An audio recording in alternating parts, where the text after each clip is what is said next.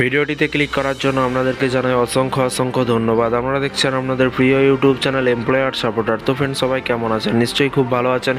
ইতিমধ্যে সরকারি কর্মচারীদের বেতন বৃদ্ধি 34% পর্যন্ত দেখতেই পাচ্ছেন। কি বলা হয়েছে এখানে? বলা হয়েছে, দেখতে পাচ্ছেন, কেন্দ্রীয় সরকারি কর্মচারীদের অষ্টম বেতন কমিশনের গঠনের দাবি জানিয়ে আসছে এবং আশা করা হচ্ছে যে সরকার শীঘ্রই এই বিষয়ে সিদ্ধান্ত নেবে এবং অষ্টম বেতন কমিশনের সুপারিশ 2026 সালে কার্যকর হওয়ার সম্ভাবনা রয়েছে, যার মধ্যে কিন্তু বেতন বৃদ্ধি এবং ফিটমেন্ট ফ্যাক্টরের পরিবর্তনের বিষয়টি কিন্তু অন্তর্ভুক্ত থাকতে পারে। এর পাশাপাশি দেখুন, বলা হয়েছে যে সাম্প্রতিক কেন্দ্রীয় সরকার জাতীয় পেনশন স্কিমের বা জাতীয় পেনশন সিস্টেম কার্যকর করেছে, যা কেন্দ্রীয় সরকারের কর্মচারী এবং পেনশনভোগীদের জন্য একটি গুরুত্বপূর্ণ সুবিধা হিসেবে কিন্তু প্রমাণিত হয়েছে। এবং কেন্দ্রীয় সরকারের কর্মচারীরা অষ্টম বেতন কমিশন গঠনের দাবি নিয়ে কিন্তু জোর দিচ্ছে এবং সরকার এই বিষয়ে প্রস্তুতি নিচ্ছে। প্রতি 10 বছর একটি নতুন বেতন কমিশন গঠন হয়। 2016 সালে সপ্তম বেতন কমিশন কার্যকর হয়েছিল এবং এখন কিন্তু 2026 সালে অষ্টম বেতন কমিশন কার্যকর হবে। তাই মনে হচ্ছে যে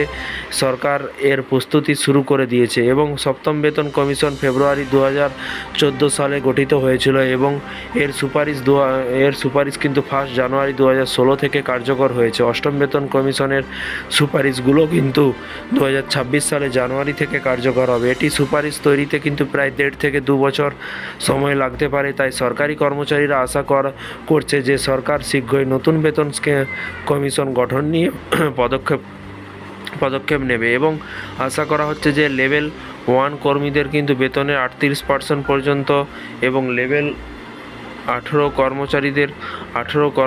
কর্মচারীদের বেতন কিন্তু 100% পর্যন্ত বৃদ্ধি হতে পারে। লেভেল 1 কর্মচারীদের বেতন 34,560 টাকা এবং লেভেল 18 কর্মীদের বেতন কিন্তু 4.8 লাখ টাকা কিন্তু 4.8 লাখ টাকা হওয়ার সম্ভাবনা রয়েছে।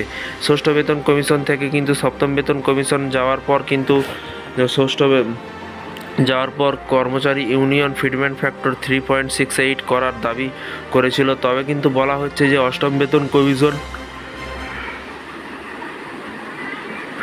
ফিটমেন্ট ফ্যাক্টর 2.57 পর্যন্ত কিন্তু বৃদ্ধি করা হয়েছে এবং ফিটমেন্ট ফ্যাক্টরের মাধ্যমে কেন্দ্রীয় কর্মচারীদের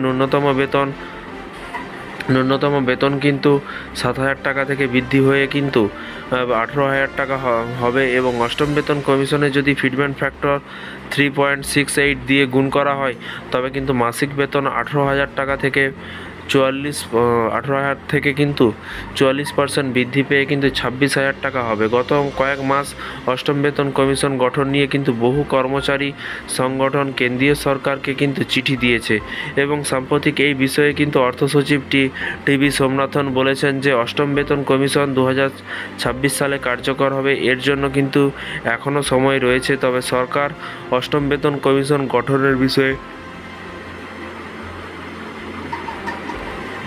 চিন্তা ভাবনা করছে। তো ফ্রেন্ডস, যখনই নোটিফিকেশন আসবে বা কেন্দ্রীয় সরকারি কর্মচারীদের অষ্টম বেতন কমিশন নিয়ে যখনই নতুন আপডেট আসবে অবশ্যই আপনাদেরকে ভিডিওর মাধ্যমে জানানো হবে এবং রাজ্য সরকারি কর্মচারীদের প্রতিদিনের লেটেস্ট আপডেট পেতে এবং সংগ্রামী যৌথ মঞ্চের গুরুত্বপূর্ণ আপডেট পেতে পরবর্তী পদক্ষেপ কী আছে এবং ডিএর বিষয় নিয়ে সরকারি কর্মচারীদের স্থায়ীকরণ, চুক্তিভিত্তিক কর্মচারীদের বেতন বৃদ্ধি, এইসব নিয়ে সমস্ত আপডেট পেতে চ্যানেলটিকে ফলো করতে ভুলবেন না।